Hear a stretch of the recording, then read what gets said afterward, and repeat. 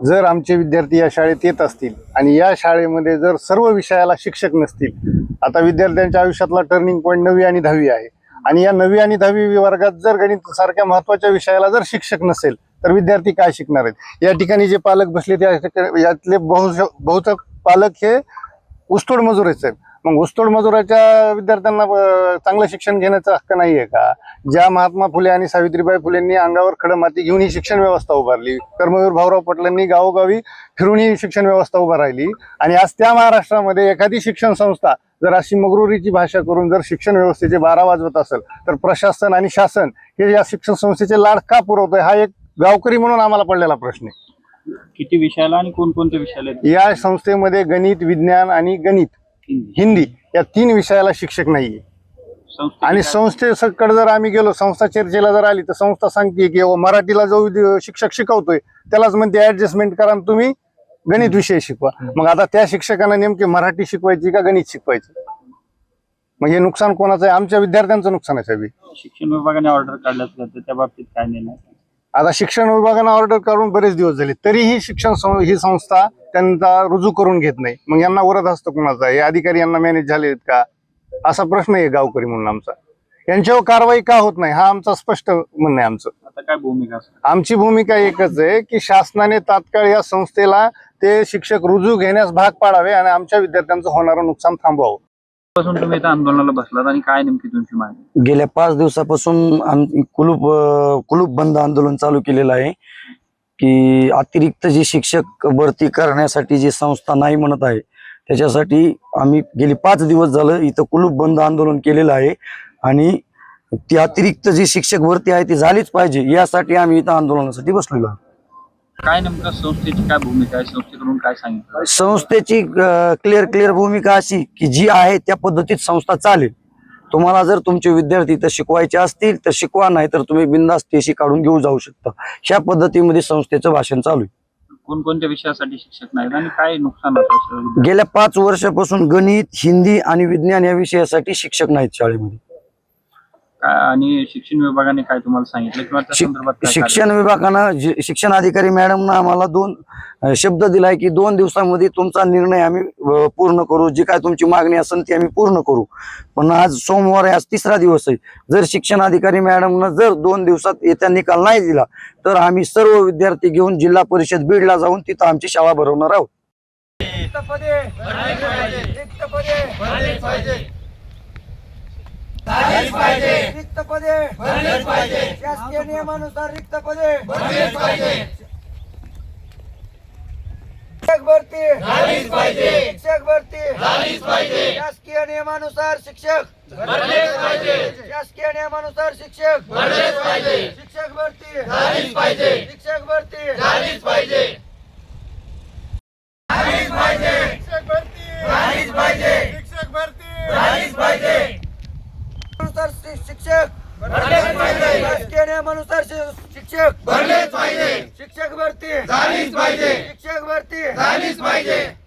आमच्या मागण्या मान्य करा. आमच्या मागण्या मान्य करा. शिक्षक भरती झालीच पाहिजे. शिक्षक भरती झालीच पाहिजे. जर आमचे विद्यार्थी या शाळेत येत असतील आणि या शाळेमध्ये जर सर्व विषयाला शिक्षक नसतील, आता विद्यार्थ्यांच्या आयुष्यातला टर्निंग पॉईंट 9वी आणि 10वी आहे आणि या 9वी आणि 10वी वर्गात जर गणित सारख्या महत्त्वाच्या विषयाला जर शिक्षक नसेल तर विद्यार्थी काय शिकणार आहेत? या ठिकाणी जे पालक बसले ते यातले बहुतेक पालक हे ऊसतोड मजुराचे आहेत. मग ऊसतोड मजुराच्या विद्यार्थ्यांना चांगलं शिक्षण घेण्याचा हक्क नाहीये का? ज्या महात्मा फुले आणि सावित्रीबाई फुलेंनी अंगावर खडं माती घेऊन ही शिक्षण व्यवस्था उभारली, कर्मवीर भाऊराव पाटलांनी गावोगावी फिरून ही शिक्षण व्यवस्था उभा राहिली आणि आज त्या महाराष्ट्रामध्ये एखादी शिक्षण संस्था जर अशी मगरुरीची भाषा करून जर शिक्षण व्यवस्थेचे 12 वाजवत असेल तर प्रशासन आणि शासन हे या शिक्षण संस्थेचे लाड का पुरवतोय हा एक गावकरी म्हणून आम्हाला पडलेला प्रश्न आहे. किती विषयाला आणि कोणकोणत्या विषयाला? या संस्थेमध्ये गणित, विज्ञान आणि गणित, हिंदी या 3 विषयाला शिक्षक नाहीये. आणि संस्थेकडे जर आम्ही गेलो, संस्था चर्चेला जर आली तर संस्था सांगते की मराठीला जो शिक्षक शिकवतोय त्यालाच म्हणते ऍडजस्टमेंट करा, तुम्ही गणित विषय शिकवा. मग आता त्या शिक्षकांना नेमके मराठी शिकवायची का गणित शिकवायची? मग हे नुकसान कोणाचं आहे? आमच्या विद्यार्थ्यांचं नुकसान आहे साहेब. शिक्षण विभागाने ऑर्डर काढल्यात त्या बाबतीत काय निर्णय? आता शिक्षण विभागानं ऑर्डर करून बरेच दिवस झाले, तरीही ही संस्था त्यांचा रुजू करून घेत नाही. मग यांना वरद हस्त कुणाचा? हे अधिकारी यांना मॅनेज झाले आहेत का, असा प्रश्न आहे गावकरी म्हणून आमचा. यांच्यावर कारवाई का होत नाही हा आमचा स्पष्ट म्हणणं आहे आमचं. आता काय भूमिका असेल? आमची भूमिका एकच आहे की शासनाने तात्काळ या संस्थेला ते शिक्षक रुजू घेण्यास भाग पाडावे आणि आमच्या विद्यार्थ्यांचं होणारं नुकसान थांबवावं. पासून तुम्ही इथं आंदोलनाला बसलात आणि काय नेमकी तुमची मागणी? गेल्या 5 दिवसापासून आम्ही कुलूप बंद आंदोलन चालू केलेलं आहे की अतिरिक्त जी शिक्षक भरती करण्यासाठी जी संस्था नाही म्हणत आहे त्याच्यासाठी आम्ही गेली 5 दिवस झालं इथं कुलूप बंद आंदोलन केलेलं आहे आणि ती अतिरिक्त जी शिक्षक भरती आहे ती झालीच पाहिजे यासाठी आम्ही इथं आंदोलनासाठी बसलेलो आहे. काय नेमकं संस्थेची काय भूमिका आहे? संस्थेकडून काय सांगितलं? संस्थेची क्लिअर भूमिका अशी की जी आहे त्या पद्धतीत संस्था चालेल. तुम्हाला जर तुमचे विद्यार्थी इथं शिकवायचे असतील तर शिकवा, नाही तर तुम्ही बिनधास्त टीसी काढून घेऊन जाऊ शकता. ह्या पद्धतीमध्ये संस्थेचं भाषण चालू आहे. कोणकोणत्या विषयासाठी शिक्षक नाहीत आणि काय नुकसान होतं? गेल्या 5 वर्षापासून गणित, हिंदी आणि विज्ञान या विषयासाठी शिक्षक नाहीत शाळेमध्ये. आणि शिक्षण विभागाने काय तुम्हाला सांगितलं किंवा त्या संदर्भात काय शिक्षण विभागानं शिक्षण अधिकारी मॅडमनं आम्हाला 2 शब्द दिलाय की 2 दिवसामध्ये तुमचा निर्णय आम्ही पूर्ण करू, जी काय तुमची मागणी असेल ती आम्ही पूर्ण करू. पण आज सोमवार आहे, आज 3रा दिवस आहे. जर शिक्षण अधिकारी मॅडमनं जर 2 दिवसात येत्या निकाल नाही दिला तर आम्ही सर्व विद्यार्थी घेऊन जिल्हा परिषद बीडला जाऊन तिथं आमची शाळा भरवणार आहोत.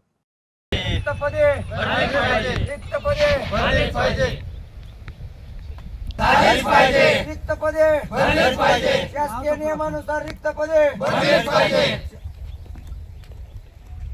शिक्षक भरती शिक्षक भरती शासकीय नियमानुसार शिक्षक शासकीय नियमानुसार शिक्षक शिक्षक भरती शिक्षक भरती शिक्षक भरती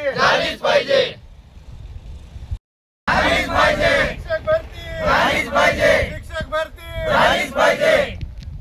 अनुसार शिक्षक शासकीय नियमानुसार शिक्षक शिक्षक भरती शिक्षक भरती आमच्या मागण्या आमच्या मागण्या शिक्षक भरती शिक्षक भरती रिक्त पदे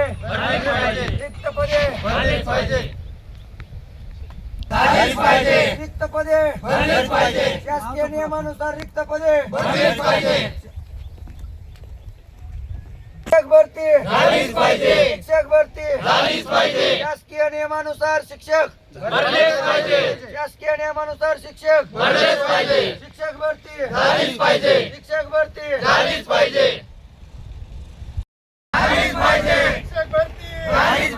शिक्षक भरती अनुसार शिक्षक शासकीय नियमानुसार शिक्षक शिक्षक भरती शिक्षक भरती आमच्या मागण्या